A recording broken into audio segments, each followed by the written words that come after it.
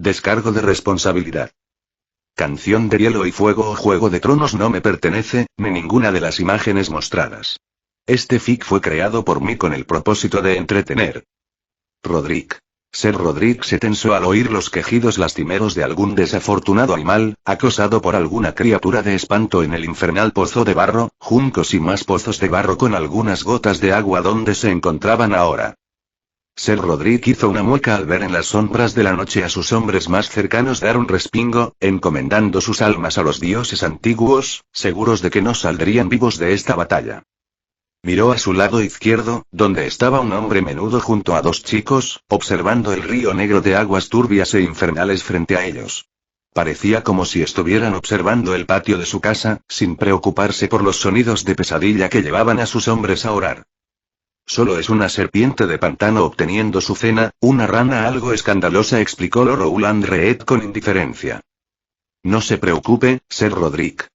Los animales de este pantano tienen buenos ojos para reconocer a nuestros enemigos, dijo el pequeño Jochen Reed, hijo de Lord Reed, que casi alcanzaba la edad adulta, pero era una cabeza más bajo que Rob a su edad.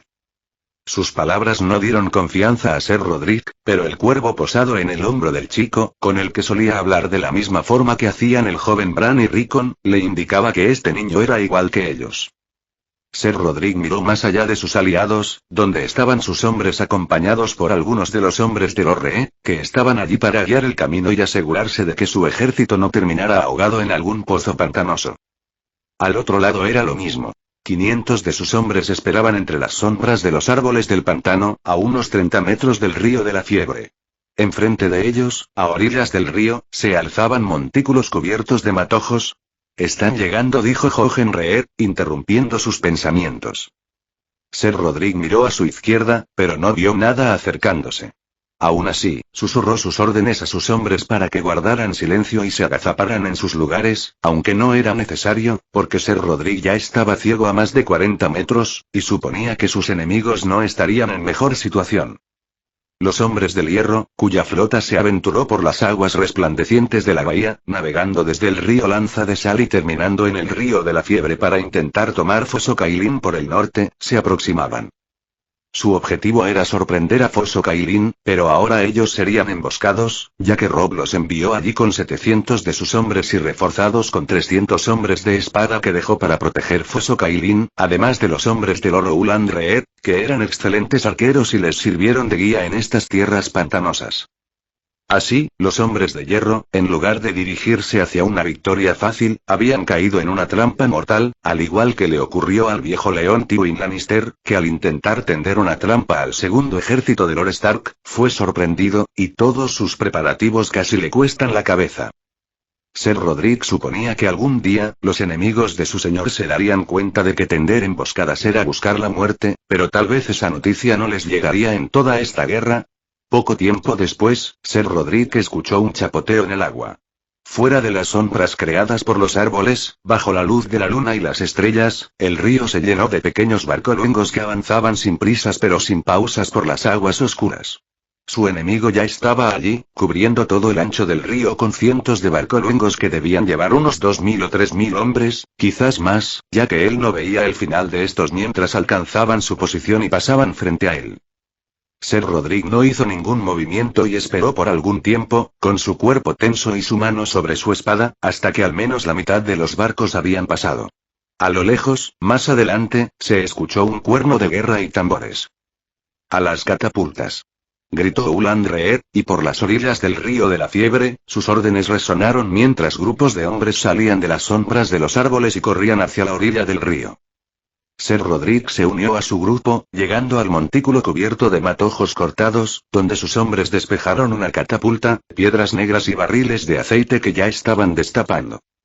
Frente a ellos, los hombres en los barcos también empezaron a gritar y encender antorchas, mientras llamaban a sus arqueros a formar. «Levanten los escudos», ordenó Roland Reed.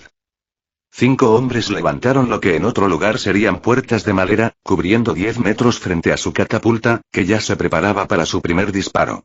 2 hombres giraron el mecanismo de disparo, mientras otros 2 colocaban las rocas en la palanca, y otro vertía aceite para que un sexto prendiera una antorcha y las encendiera. Fuego. Rugió Ulandreed, y la catapulta disparó 3 rocas en llamas, pero no fue la única. A ambos lados del río, más de 50 catapultas abrieron fuego, y con la cantidad de barcos en el río, todas dieron en el blanco. En los barcos, los hombres chillaron con gritos desgarradores que solo el ser quemados vivos podía producir en un hombre, pero los hombres que manejaban la catapulta no se detuvieron. Ser Roderick, quien estaba detrás de los tablones de madera, que recibían las flechas de los barcoluengos más cercanos, escuchó el agua sonar, como si rocas fueran arrojadas, y supo que los hombres del hierro se acercaban. Iba a salir para enfrentarlos en el momento en que salieran del agua, para aprovechar el peso y el cansancio que el agua ejercería sobre ellos, cuando los chapoteos se convirtieron en alaridos de hombres gritando de terror. Ser Roderick se estremeció y asomó la cabeza para ver el río iluminado por la ardiente fogata en la que se había convertido la flota de barcos. Dirigió su mirada al agua, donde decenas de hombres se habían lanzado a nadar hasta la orilla y enfrentarlos, pero solo vio el agua teñirse de rojo, y hombres gritando desesperados mientras luchaban por no ser hundidos por criaturas del pantano decididas a convertirlos en su comida. Le sugiero que no entre al agua. Los lagartos, leones y serpientes de agua no diferencian entre aliados y enemigos cuando se están alimentando, dijo Meerareed, que llevaba arco y flechas mientras disparaba a la flota desde detrás de los tablones de madera. Ser Roderick solo pudo asentir y levantar su escudo para salir de detrás de los tablones, acompañado por 10 de sus hombres, y correr hacia la orilla.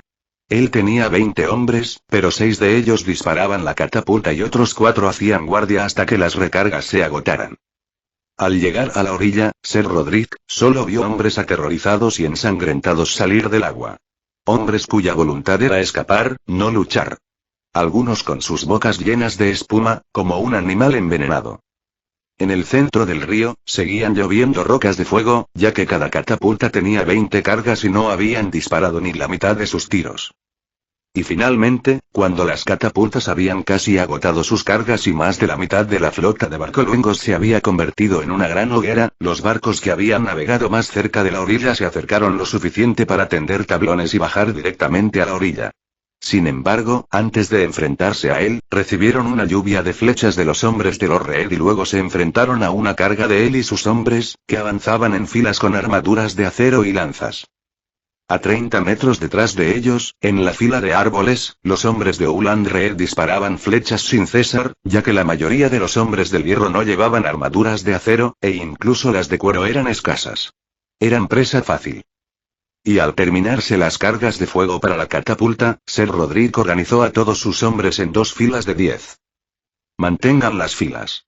Ordenó Ser Roderick avanzando y empujando a los desordenados piratas al río.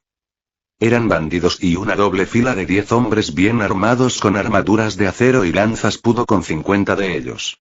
Tampoco llevaban escudos, y los que intentaron rodear a sus hombres fueron blancos fáciles para los arqueros de Lorreed, quienes con una flota ardiendo en medio del río no tenían escasez de objetivos para elegir. La tarea de Ser Roderick y sus hombres era mantener a los hombres del hierro en la playa. Además de su grupo, en cada catapulta había un equipo de 20 hombres armados con acero, respaldados por arqueros, que no permitirían que los hombres del hierro se organizaran y los mantendrían en grupos controlables. Y durante la batalla, Ser Roderick mantuvo a sus hombres en formación, perdiendo un par de hombres por golpes afortunados entre los huecos de sus armaduras. Pero su objetivo de mantener a los hombres del hierro en el río y a sus barcos se cumplió. Y al finalizar la batalla, Ser Roderick miró los resultados. En medio de la batalla, los barcos incendiados fueron arrastrados por la corriente y llevados hacia la orilla, quemando a aquellos que se habían mantenido a salvo y obligando a los hombres del hierro a bajar de ellos para luchar, rendirse o intentar huir a pie por la orilla del río. Ser Roderick, que había necesitado la guía de los lacustres para llegar allí sin hundirse en algún pozo pantanoso, ya los daba por muertos y no ordenó perseguirlos. Y en la mañana, tenían 1000 prisioneros, pero Ser Roderick supuso, por su estado, que la mitad de ellos habría muerto para el mediodía. Habían sido mordidos por serpientes y deliraban por el veneno, o estaban medio quemados y daban sus últimas respiraciones. En cuanto a los demás, habían tenido la suerte de sobrevivir hasta el final de la batalla, ocultos en los barcos hasta que estos comenzaron a incendiarse. Ellos salieron para rendirse, siendo la mayoría arqueros. Ser Rodríguez realizó el recuento de sus bajas, recibiendo informes de sus capitanes mientras evitaba mirar al río, donde todo tipo de criaturas se alimentaban de los cadáveres que aún flotaban entre los restos humeantes de la flota. Él y sus hombres estaban cubiertos de la ceniza que llevaban los vientos de la mañana. ¿Algún informe sobre Victarion Greyjoy?, preguntó Ser Rodríguez a sus capitanes de batalla. Los sobrevivientes dicen que su barco estaba entre los del frente y el centro, pero esos ardieron en primer lugar, informó uno de sus hombres. Ser Rodríguez miró el río que arrastraba los cadáveres chamuscados con lentitud. Recordaba que los hombres del hierro luchaban en el mar, ya que su dios los recibiría si caían en el agua, o algo así. Lo que no podía recordar era si el agua de los ríos era igual de válida o solo el agua del mar. De cualquier manera, el Kraken había perdido a su hermano junto con una parte de su flota. Y Robb. La noticia de la muerte de Renly se propagó como un incendio, y Petyr Baelish pronto se enteró de ello, cambiando su enfoque en las negociaciones hacia el dominio. Robb sonrió al verlo. Baelish era fácil de predecir. No gastaría sus propios recursos, que eran Lisa Arryn y el Valle, si pudiera obtener el dominio. Con la muerte de Renly, este territorio quedó prácticamente a su alcance, ya que temían que Stannis les declarara la guerra una vez que obtuviera el trono. Robb siguió vigilando a Baelish, pero lo dejó estar. Robb tampoco intervino en Desembarco del Rey, donde Tyrion trazaba planes, reclutaba guardias y se encargaba de los posibles traidores. Varys también tejía sus redes y ofrecía su ayuda. Robb solo vigilaba todo y no hacía nada para evitar sus acciones. No quería llamar la atención. Y 3 semanas después de la muerte de Renly, los hombres del hierro finalmente llegaban a las costas norteñas. Robb, quien los esperaba desde hacía un mes, solo podía suspirar por la lentitud con la que todo se movía en este mundo, a pesar de saber que esto le proporcionaba una ventaja abrumadora sobre los demás contendientes, ya que era el único capaz de observar todo en tiempo real.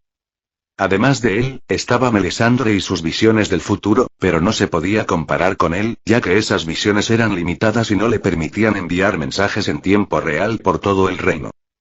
Robb siguió observando cómo los hombres de hierro llegaban y cómo aquellos ya alertados en la costa rocosa se apresuraban a correr en cuanto veían los barcos.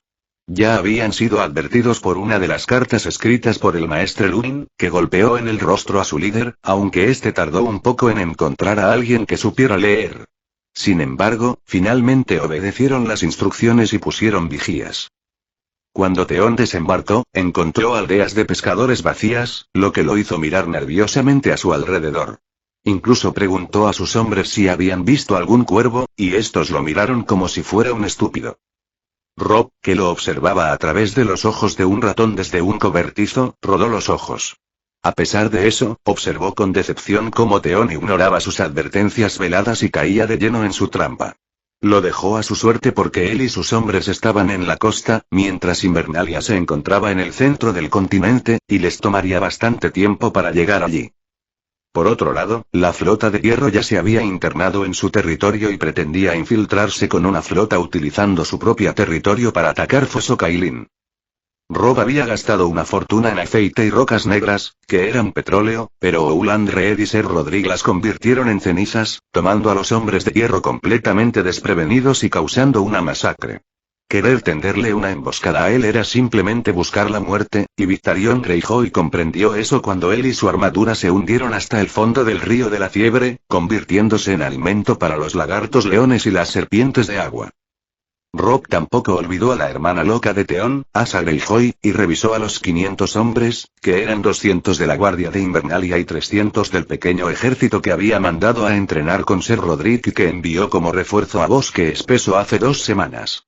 Llevaban esperando a Asa Greyjoy desde hacía 2 días.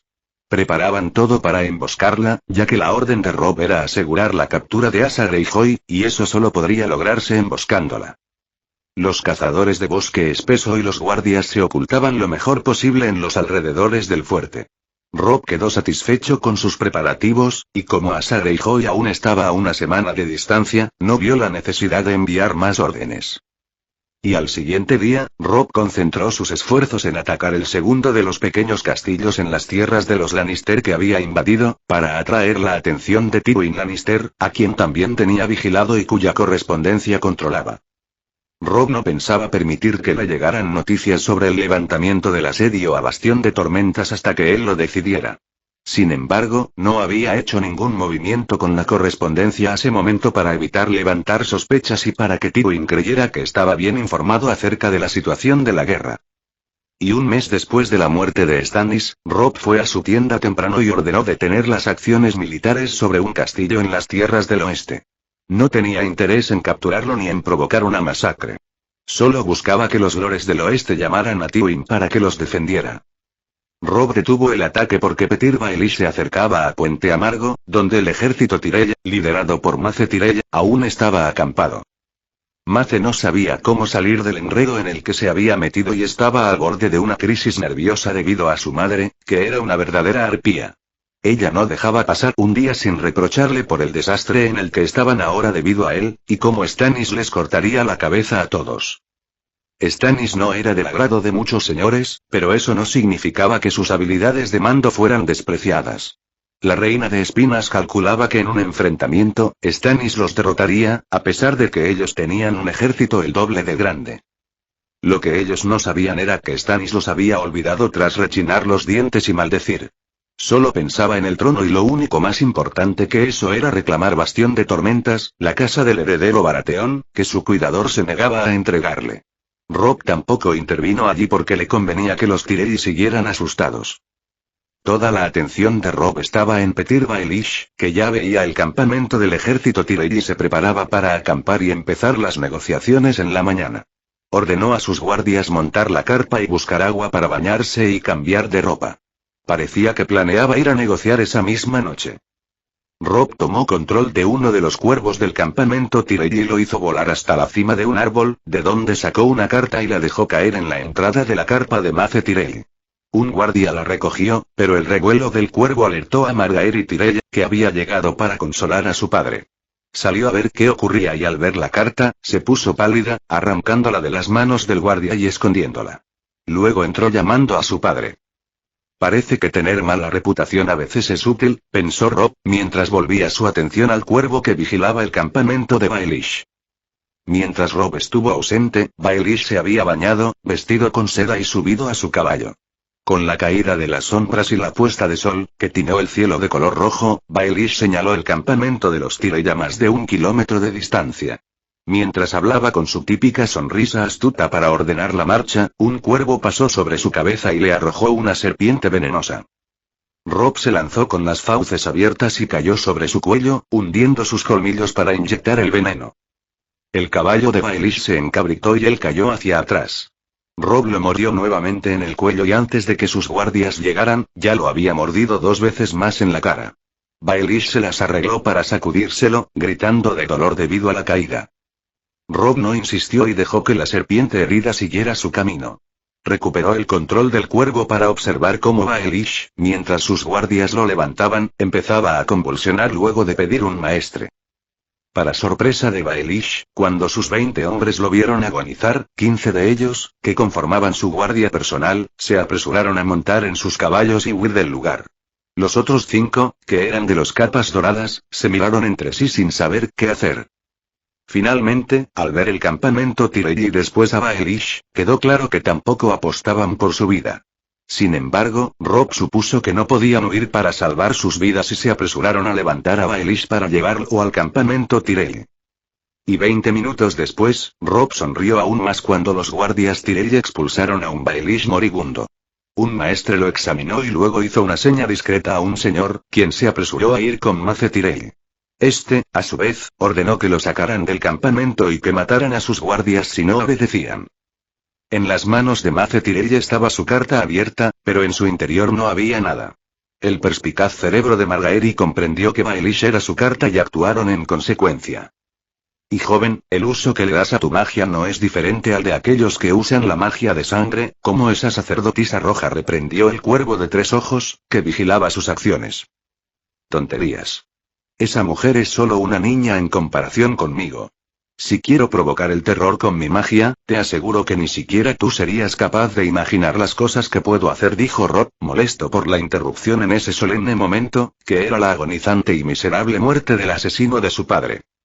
El mal y una excusa que utilizan aquellos con poder para que los incautos e inocentes sigan sus reglas, no escapen a su control y jamás los igualen en este juego llamado vida. Todo lo que tus rivales no se atreven a hacer es algo de lo que preocuparse menos, y Rob sacudió la cabeza para calmar sus pensamientos. Déjame. Hablaremos después, ordenó Rob. El cuervo de 3 ojos se alejó de su mente. Bran, que rondaba cerca a pesar de que le había dicho que no se acercara, también se apresuró a correr al sentir su ira y su odio. Esta ira y este odio pertenecían a esta vida y eran de Robb Stark, pero sus pensamientos eran de otra vida, su vida anterior. Una vida miserable que forjó a un hombre amargado y solitario, quien, afortunadamente para los habitantes de su mundo, nunca ostentó el poder en sus manos. Si lo hubiera hecho, la sangre habría corrido en abundancia. Robb pensó en ese mundo distante mientras seguía observando cómo Baelish exhalaba su último aliento. Tanto resentimiento, tanta ira, pero lo que más dolía no era eso. Lo que más dolía era la impotencia. Un constante estado de indefensión y miseria. Robb también reflexionó sobre su propio mundo. Él, como Robb Stark, siempre había sido feliz. Y por supuesto, siempre se consideró una buena persona. Pero, ¿qué pensaría de sí mismo en su vida anterior fuera de este mundo? Este hombre resentido no vería su vida ni sus acciones, solo vería a las personas a su alrededor. Theon Greyjoy. ¿Cuántas campesinas había deshonrado sin ninguna consecuencia? ¿Podría hacer lo mismo si fueran damas nobles? ¿Cuántas personas morían de hambre en las tierras que su propia familia gobernaba? ¿Cómo vestían y se alimentaban las personas que supuestamente estaban bajo su cuidado? En los recuerdos de su vida anterior, leyó la historia donde el hijo del carnicero fue condenado a muerte por la reina, por el perro y Lord Stark, hipócrita de mierda, pensó Robb, aunque no fueran sus verdaderos pensamientos ni los de su otra vida. Solo era resentimiento, ira y dolor, porque era una realidad.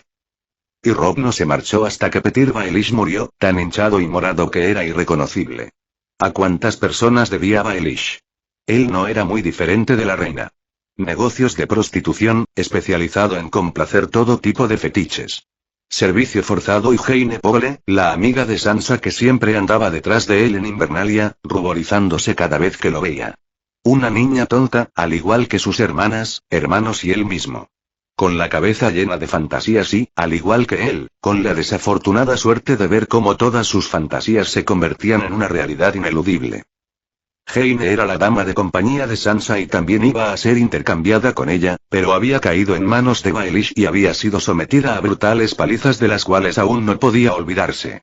Por eso, Robb no la envió con Sansa, simplemente le dijo que estaba bien y que la enviaría a Invernalia. Por supuesto, mintió. Jaime no quería volver a Invernalia. Su padre fue asesinado y ella cayó en manos de Baelish. Su deseo era librarse de él, no regresar a Invernalia, que solo era una pesadilla para ella. Jaime, espero que disfrutes mi regalo para ti, dijo Robb, mirando el cadáver de Baelish y dejando la mente del cuervo para regresar a su tienda. Y al día siguiente, Robb tomó el castillo asediado y continuó su marcha por las tierras de los Lannister, con el objetivo de atraer a Tywin Lannister hacia allí. Ese día, Asa Greyjoy atacó Bosque Espeso, fue capturada y la mayoría de sus hombres murieron. Los sobrevivientes, sin importar si eran de casas nobles o no, fueron ejecutados, ya que Robb los consideró piratas, al igual que la flota del Hierro. Y al día siguiente, Robb siguió en su campaña, emprendiendo el camino hacia otro pequeño castillo.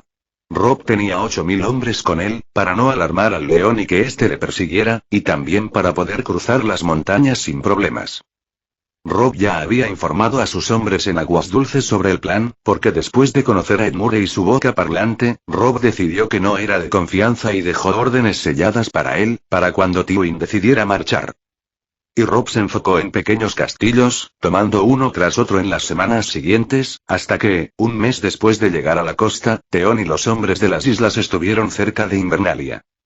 Theon usó su audaz estrategia de dejar a una treintena de hombres con él y enviar a su líder a atacar la ciudadela de Torrhen como distracción. En realidad, Robb estaba decepcionado con él, ya que Theon había pasado mucho tiempo marchando con él y debió haber intuido que las ideas alocadas eran un suicidio. La única forma de vencerlo era con fuerza. Y alto. Ordenó Robb a su ejército en marcha, una semana después, cuando un cuervo se posó en su hombro. Este cuervo llevaba un papel en su pata, aunque eso era solo una cobertura para su excusa, ya que en realidad era uno de los cuervos controlados por Bran. Bran le informaba que el plan de Theon se había puesto en marcha y que se acercaban a Invernalia, después de ver partir a la guardia, días atrás. Bran le comunicó todo esto, pero Robb fingió no haber escuchado nada. Sacó el pergamino enrollado de la pata del cuervo y fingió leer los disparates escritos allí, los cuales había dicho a sus admirados señores que eran un código secreto. «Monten el campamento y armen mi tienda», ordenó Robb al tiempo que emitía un silbido, y más de 10 cuervos volaron hacia él desde los bosques cercanos. Por eso había ganado el apodo de El Señor de los Cuervos, y sus señores ya estaban acostumbrados a ver a las aves revoloteando a su alrededor, especialmente cuando planeaban estrategias. «¿Mi señor?», preguntó el anciano Karstark, quien se había convertido en una de sus sombras desde que se unió a su guardia. «Abuelo Karstark, Theon Greyjoy está a punto de perder la cabeza», fue la respuesta de Robb, con un toque de ira, aún molesto por la estupidez de Theon al pensar que podría tomarlo por sorpresa. El anciano Karstark escupió al suelo, seguido por la mujer oso que cabalgaba a su lado. «Les dije que ese no valía para más que ser un rehén», declaró Rickard Karstark. «Su padre es un pirata que ya ha sacrificado media docena de hijos, y esos eran a quienes apreciaba. Apenas puede soportar mirar a Theon. Él ya estaba reuniendo su flota tan pronto salimos del norte», replicó Robb.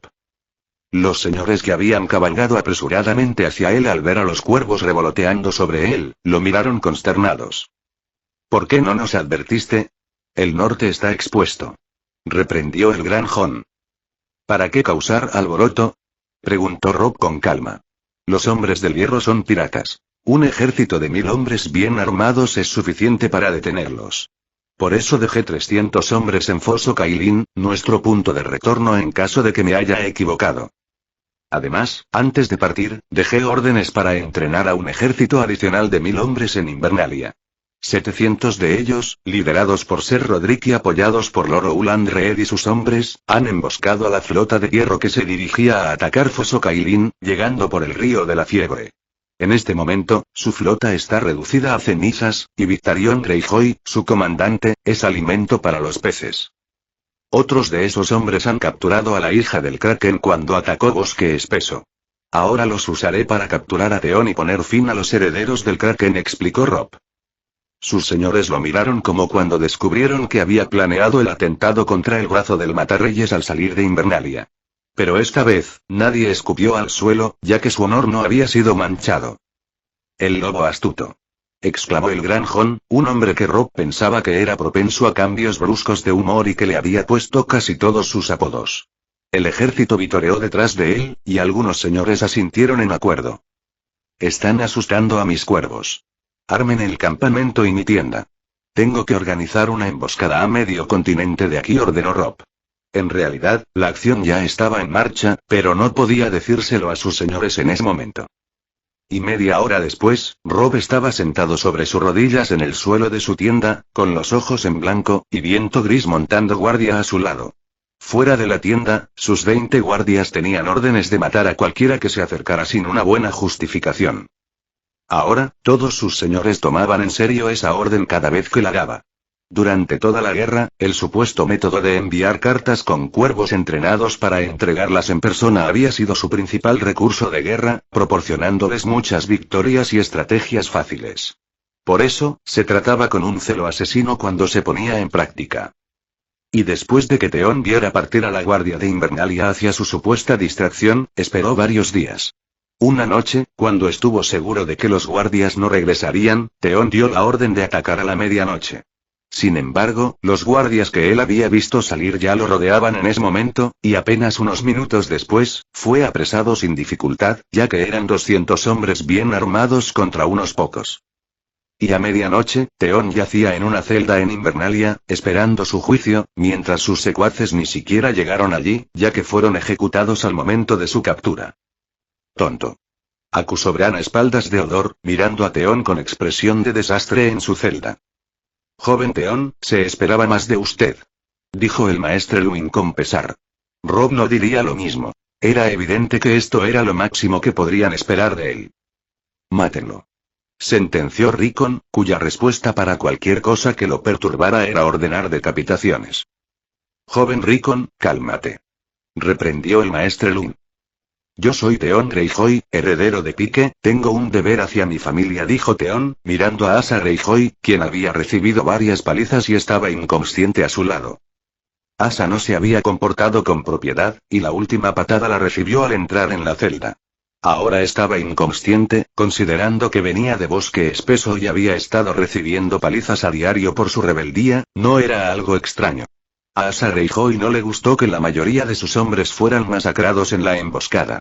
Ella se encontró atrapada en una lluvia de flechas desde atrás y adelante, que mataron a un cuarto de sus hombres antes de que pudieran ponerse a salvo. Al siguiente momento, fueron embestidos por un ejército bien equipado. Como piratas que eran, sufrieron una humillante derrota. Asa fue capturada y los sobrevivientes fueron ejecutados como los piratas que eran. Robb no planeaba otorgarles ninguna piedad. Últimamente, no se sentía caritativo en absoluto. ¿Tu familia? ¿No decías siempre que Robb era tu hermano? Preguntó Bran indignado. Robb dejó al cuervo después de asegurar a Theon y volvió su mente a su carpa. Y 5 días después, Tywin finalmente tomó una decisión debido al desastre que Robb estaba causando en sus tierras. Se decidió a perseguirlo después de revisar su correspondencia y ver que Stannis seguía empeñado en asediar Bastión de Tormentas, a pesar de la muerte de Renly y el apoyo de los señores de Bastión de Tormentas a Stannis. Con la salida del león, la sanguijuela del león salió detrás de él para acosar su retaguardia y darle dolores de cabeza constantes. Robb lo apoyó evitando que cayera en emboscadas, enviando cuervos para advertirle de enemigos ocultos. Esta vez, Tywin Lannister estaba preparado para la sanguijuela, marchando a un ritmo constante y manteniendo sus tropas alerta para la batalla en todo momento. Esto tenía como resultado hombres cansados, que necesitaban más tiempo para acampar cada día que pasaba. Robb contó sus fuerzas, y gracias al tiempo que pasó en Arenal, estas se habían reagrupado y volvía a contar con 35.000 hombres, casi igualando su fuerza si se tenían en cuenta a los señores de los ríos. El viejo león no intentó emboscarlos en el camino ni urdió ningún plan, lo que hizo que Robb se preocupara al ver que no podría desgastar su ejército en el camino. Y alto. Ordenó Robb a media mañana, 6 días después de que el león salió de su guarida. Sus lores se acercaron, y Robb hizo una señal a sus guardias para que los dejaran pasar. Tywin Lannister viene a nuestro encuentro, y no está mirando a los lados ni hacia atrás. Parece que ya no confía en trucos para enfrentarnos y se viene directo. Dado que es así, propongo embestir también y ver quién retrocede más cuando choquemos, dijo Robb a sus señores cuando se acercaron, antes de que alguien le preguntara por qué se habían detenido. Al fin una batalla real. Rugió el gran Jon y luego escupió al suelo. ¿Cuál es la situación de Stannis? Preguntó el pez negro. El gran Jon volvió a escupir al suelo. Malditos señores sureños. ¿Estás pensando en huir, verdad? Preguntó el gran Jon con indignación. Si desembarco del rey cae, Tywin Lannister se enfrentará a nuestro ejército y al del rey Stannis al mismo tiempo. Si esperamos, duplicaremos sus números y tendremos una batalla segura, explicó el pez negro. Tywin Lannister se cortará los huevos antes de darnos una batalla segura. Replicó el gran Jon, y Robb pensó que esta vez el bruto tenía razón. Una batalla igualada sería lo máximo que obtendría de Tywin Lannister. Quiero decir que es posible que se rinda. Con desembarco del rey en manos del rey Stannis, ya no tiene razones para luchar, replicó el pez negro. Eso también era cierto. Mis señores, no creo que esta discusión nos lleve poco tiempo, intervino Robb. Armen el campamento, los esperaré a todos en mi tienda para escuchar opiniones e ideas, y luego veremos cuáles son nuestras mejores opciones, ordenó Robb. El gran Jon suspiró con pesar, pero obedeció. Y 2 días después, marchaban al encuentro de Tywin Lannister, quien era seguido de cerca por sus fuerzas en las tierras de los ríos, organizándose a sus espaldas. Sin embargo, Tywin no volteó a mirarlos ni una sola vez y siguió marchando recto hacia ellos. El gran Jon estaba extasiado por la inminente batalla. Robb no tanto. Confiaba en que estaba mejor armado y tendría una ventaja táctica en el campo de batalla gracias a sus cuervos, pero no le gustaba que tuvieran números iguales. Si las cosas se torcían un poco, podría terminar muy mal para él. Robb pensó en arrojarle una serpiente a Tywin como había hecho con Petyr Baelish, pero esa estrategia probablemente le granjearía una reputación negativa y la gente tomaría en serio su supuesto control sobre los animales, lo que arruinaría cualquier ventaja futura que pudiera utilizar. Una serpiente clandestina en su tienda era una mejor idea, pero Tywin era demasiado meticuloso con sus cosas y sus sirvientes revisaban su carpa en busca de cualquier bicho emboscado. Estaban en guerra y siempre en terreno desconocido, por lo que Robb dejó de pensar en soluciones convencionales y optó por pensar de manera más original. Si no podía sabotear a Tywin en persona, se ocuparía de debilitar su ejército antes o durante el encuentro, lo que le fuera más beneficioso. Decidido en su plan, Robb se centró en estudiar los movimientos diarios del ejército Lannister y envió un cuervo a Roose. También convocó a Brynden Tully a su tienda y, a grandes rasgos, le explicó su plan mientras le preguntaba si conocía algún veneno de efecto retardado que pudiera debilitar a un hombre en grandes cantidades y si se podía fabricar. Le preguntó sobre los ingredientes y el modo de uso. Su tío Brynden lo miró con cautela y cierto repelús, pero, como Robb supuso, no salió gritando que carecía de honor, como hubieran hecho los otros lores. Por otro lado, Roose, al leer su carta, se limitó a preguntar cuánto veneno necesitaba y si ya tenía los ingredientes para fabricarlo, así como el modo de uso del mismo. Este lord ni siquiera pestañeó al recibir la noticia de la muerte de su bastardo. Simplemente respondió que ya tenía una nueva esposa y que estaba embarazada. Robb miró a sus lores viéndole con miradas acusadoras al salir de la reunión con su tío, pues ya sabían que él no era precisamente honrado y que le gustaba jugar sucio. Al ver que se reunía en solitario con su único general de moral cuestionable, ahora que Roose no estaba allí, temían que hiciera algo que manchara el honor del norte. Robb no dijo nada sobre la reunión y Brynden tampoco. Como no volvió a ocurrir un evento similar y Brynden ya le había contado todo lo que sabía, además de que Roose se estaba encargando de todo lo demás, Robb no mostró ningún otro comportamiento extraño. Sus señores se tranquilizaron mientras marchaban al encuentro de Tywin Lannister y su ejército, manteniendo a los suyos bien descansados y alimentados. Y Daenerys. Daenerys Targaryen se recuperaba del intento de asesinato que sufrió el día anterior por parte de un asesino enmascarado. Ella creyó que esta era una niña hasta que lanzó una especie de insecto que terminó bajo el bastón de un anciano de barba blanca, elegante y caballeroso. Sus jinetes de sangre le miraban mal, pero ella ya lo tenía en gran estima porque había salvado su vida. El anciano no estaba solo, ya que era el escudero de un mercenario al servicio de Illyrio Mopatis. Este le ofreció llevarla a Pentos, donde sus dragones podrían crecer en relativa paz. Daenerys, que buscaba barcos para partir de la ciudad de Car después de una mala experiencia con sus gobernantes y ciudadanos, aceptó la oferta y ahora se dirigían a ver los barcos de Illyrio, guiados por su mercenario Beloas el Fuerte y su escudero Barba Blanca. Daenerys miraba los barcos cuando uno de ellos, atracado al frente, llamó su atención. Primero, porque había gente saliendo de él y bloqueándole el paso. Segundo, porque el barco llevaba un escudo de armas que ella reconocía. El lobo guardo de los Stark. Al observar las armaduras y armas del ejército que se formaba en filas justo en su camino, no quedaba duda de que eran Westerosis. Sus armas y armaduras eran distintas y llamativas. Khaleesi, creo que nos enfrentaremos a una batalla, dijo Ago sacando su arak. Ser Jorah también desenvainó su espada. Mi reina, el hombre al frente es uno de los hijos de Wyman Manderly, un señor del norte, dijo señalando a un hombre calvo con bigote de morsa. Antes de que su gente se alistara para defenderla, un estandarte blanco de la Fe de los Siete bajó del barco, indicando que estaban en paz o en misión diplomática. Detrás del estandarte venían dos niñas. Una pelirroja con un hermoso vestido azul y una de cabello castaño y corto que llevaba pantalones y túnicas, con la cabeza de un huargo blanco de ojos azules bordado en el pecho. Las niñas eran seguidas por unas 20 sectas de la Fe de los Siete y, cuando estuvieron frente al pequeño ejército de hombres, avanzaron hacia ellos.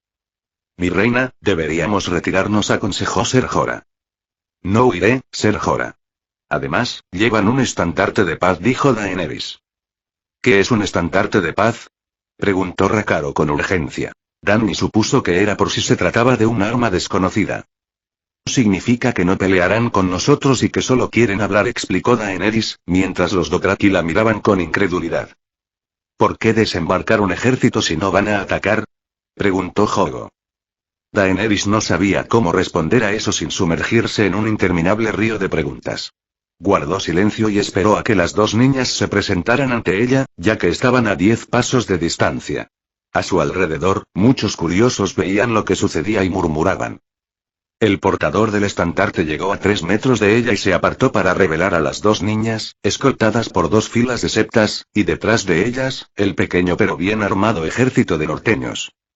Saludos, tía Daenerys, saludó la niña pelirroja con tono formal mientras hacía una reverencia. Dan creyó haber escuchado mal cuando la llamó tía, y decidió dejarlo pasar. Soy Sansa Stark y ella es mi hermana, Arya Stark. Estamos aquí por órdenes de nuestro hermano, el señor del norte, Robb Stark, conocido como el Lobo de Invierno, para saludarte y traerte algunos regalos menores con el fin de reunir a nuestras familias, separadas por la desgracia de una fatídica guerra, explicó la niña con tono solemne. Daenerys parpadeó. No había escuchado mal, estas niñas creían que ella era su familia. Ella sonrió. Mi nombre es Daenerys Targaryen, también conocida como Daenerys de la Tormenta, la que no arde, madre de dragones, Khaleesi del gran mar de hierbas, reina de los Ándalos, los Rhoynar y los primeros hombres, señora de los 7 reinos y protectora del reino. No tengo ninguna relación familiar con los Stark de Invernalia, quienes mataron a mi padre, mi hermano y mis sobrinos, se presentó Daenerys y aprovechó para reprender su impertinencia. Esta mujer tiene más apodos que Robb, dijo Arya, y la otra le dio un suave codazo sin perder su sonrisa amable y su postura perfecta. Eso es porque usted ignora muchas cosas, declaró Sansa con calma. En realidad, somos familia, ya que vuestro hermano Raegar se casó con nuestra tía Lyanna Stark y tuvieron un hijo. Por desgracia, mi abuelo y vuestro padre fueron víctimas de una conspiración que los hizo matarse entre ellos, y al final también cobró la vida del tío Raegar y la tía Lyanna. Afortunadamente, su hijo sobrevivió y cuando nuestro padre se enteró de todo, lo crió como su bastardo en Invernalia, llamándolo Jon Snow, y convirtiéndole en nuestro hermano, explicó Sansa. Daenerys estaba conmocionada y miró a Ser Jorah, también vio la sorpresa en su rostro.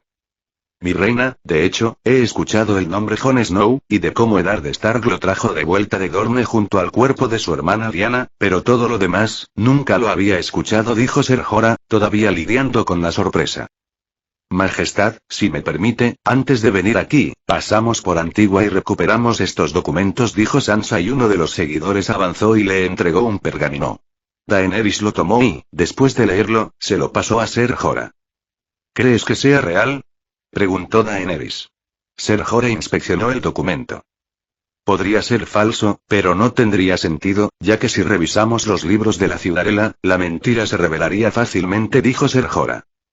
Su declaración parecía indicar que todo estaba en orden, pero en realidad le advertía que primero debía confirmar los libros de la Ciudadela. Daenerys asintió y recuperó el pergamino.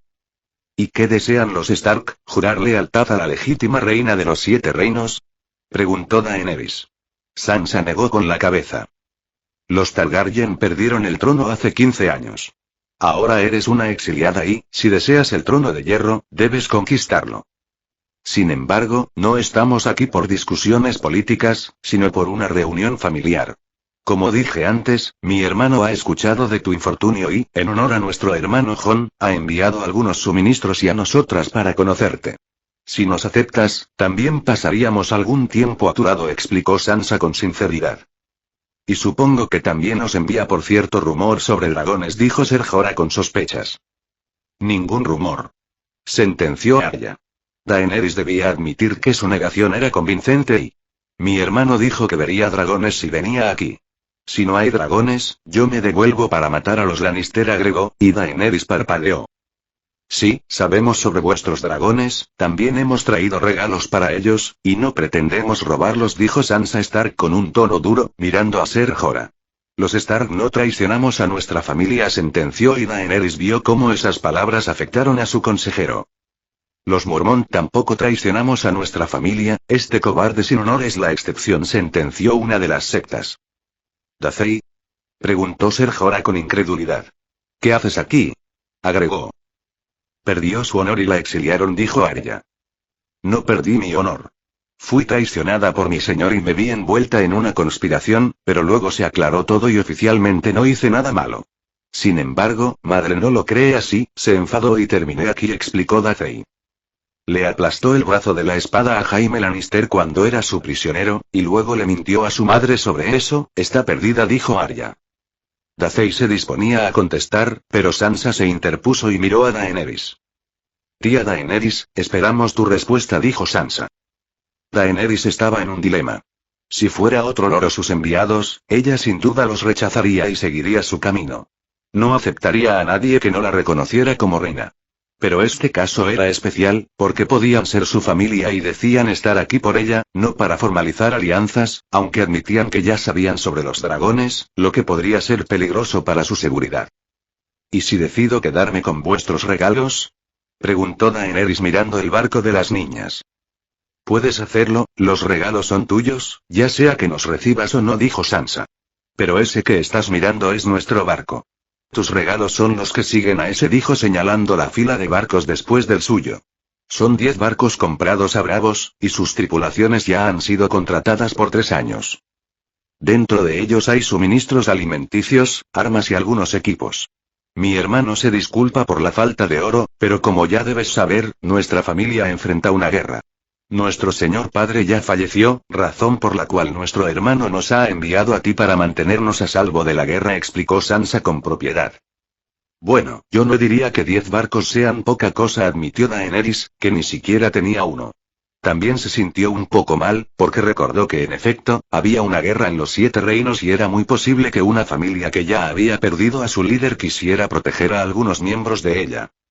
Además, la forma en que la niña dijo que su padre había muerto le rompió el corazón, ya que sus lágrimas se habían derramado. La más joven también se mordió el labio y sus ojos se aguaron, a pesar de que no lloró. Ellas debían amar a su padre. Les recibiré, dijo Daenerys. Mi reina, dijo Ser Jorah con tono de alarma. Daenerys sabía por qué. Illyrio solo envió 3 barcos, y aquí tenían 11, que podrían asaltarlos con facilidad y robar sus dragones. Daenerys comprendía eso. Pero también entendía que podrían hacer lo mismo si ella partiera y luego la atacaran, por lo que no había mucha diferencia. Bien, veamos a los dragones, declaró Arya. Daenerys sonrió por su carácter impaciente, aunque no olvidaba que esta niña antes dijo que si no veía dragones, se devolvería a matar gente, y eso no parecía afectarle. Tampoco parecía que estuviese jugando. Entonces vamos, dijo Daenerys, guiando el camino. Na 1. Este capítulo es algo largo, porque he añadido algunas cosas para explicar más a fondo lo que sucedía. La solución era dejar el pop de Daenerys para después, pero he decidido dejarlo allí. Na 2. La guerra continúa y los hombres del hierro, que esperaban llegar por sorpresa y sin ser vistos, fueron emboscados por todos lados. Victarion es comida para los peces, y Theon y Asa son prisioneros. Una parte de la flota del hierro fue convertida en cenizas, y Robb no les concedió ninguna piedad, mandando a ejecutar a los sobrevivientes y negándose a reconocerlos como prisioneros nobles, dándoles el estatus de piratas. Na 3. Baelish ha caído, y ha sido usado como advertencia para que los Tyrelli se mantengan al margen de la guerra. Tywin marcha hacia Robb y este ya ha asegurado que su camino hacia él no se vea interrumpido. Na 4. Jaime Poe le sigue en Desembarco del Rey, y veremos más sobre ella en su propio pop pronto. Na 5. Arya y Sansa se han presentado ante Daenerys como familia, pero no la reconocen como reina. Luego tendremos más pop de Daenerys. Es mi pop favorito de este fic, pero no por Daenerys, sino por Ser Barristan y una situación peculiar en la que se ve envuelto. Respuestas a comentarios. Infinity Mask. Hola, sí, Robb es cuidadoso con su magia, pero Bran y Rickon solo son niños. En Invernalia, los más listos ya se han dado cuenta de todo, y de un momento a otro, los rumores se extenderán, pero la gente de los 7 reinos suele ser incrédula respecto a la magia, y eso también será tomado en cuenta. App. Hola, Robb ya tiene una espada de acero valirio, y es la de su padre, Hielo. Él no usaría otra. Y sí, es ingeniero, por lo que ha creado cañones modernos, no cañones artesanales. Por eso necesitaba acero industrial y mucha gente para trabajar para él. Pero no puedo decir más porque los cañones son parte de un plan, y son casi insignificantes en comparación con el motor de vapor. Por eso decidí presentar este y no los cañones. No quiero que me acusen de no haberlo mencionado cuando se revele para qué lo quiere. Invitado. Hola, tienes razón, la familia está por encima de todo en los 7 reinos, pero creo que juzgas mal la situación. En primer lugar, estás diciendo que un hijo jamás actuaría para ofender a su padre cometiendo una falta grave. Creo que olvidas a Jorah Mormont, que vendió esclavos deshonrando a su padre, por lo que fue desheredado. Tyrion ofendió a su padre por nacer enano. La princesa Martell y su promiscuidad ponen de los nervios a su padre y arruinan sus planes a cada momento, lo que hace que éste no confíe en ella. Ramsay Nieve y muchos ejemplos más de personas que, de una u otra forma, intencional o no, decepcionan a sus padres. Así que sí, creo que es posible y coherente que Robb haya podido poner muchas dudas sobre su guardia de batalla, y no veo nada extraño en ello. Skiffly. Hola, 1. Robb marcharía al sur, aun sabiendo que moriría, solo si supiera que tiene la mínima posibilidad de salvar a su familia. Quedarse es algo que él no haría. 2. Este fic sigue el canon. Si algo cambia y no es por la intervención del MC o como consecuencia de sus acciones o relaciones con otras personas, es porque me he equivocado. En cuanto al MC, su objetivo no es cambiar el canon, es salvar a su familia. 3. Comprensión lectora, no puedo hacer nada. 4. Eso se menciona en el fic. Lisa Arryn es la hermana de su madre y la hija de su abuelo agonizante. No va a descubrir sus crímenes para causarles dolor a menos que sea absolutamente necesario para su supervivencia. 5. Te falta contexto sobre lo que le sucede a Jaime, y lo que menciona sobre la admiración de Robb se explica en capítulos posteriores. 6. Todas esas tonterías son canon. Bran es un verde vidente muy poderoso y también peligroso. En la serie, incluso es capaz de atrofiarte el cerebro viajando a través del espacio-tiempo, así que no escribo sin fundamentos. En los libros se repite una y otra vez que la magia es un arma de doble filo y tiene consecuencias, ya sea la magia de sangre, la magia de los dragones o la magia del invierno. Shortmike 24. El traductor es Chadwick, y por las traducciones que hace del inglés al español, creo que es el mejor de todos los programas que he usado hasta ahora. Aunque no sé si es peor que Google en cuanto a traducciones del español al inglés. Si es así, y no te parece adecuado, deberías ir al fanfic original que está en español y usar el traductor de Google directamente en la página para traducirlo al inglés. Gracias a todos por sus comentarios.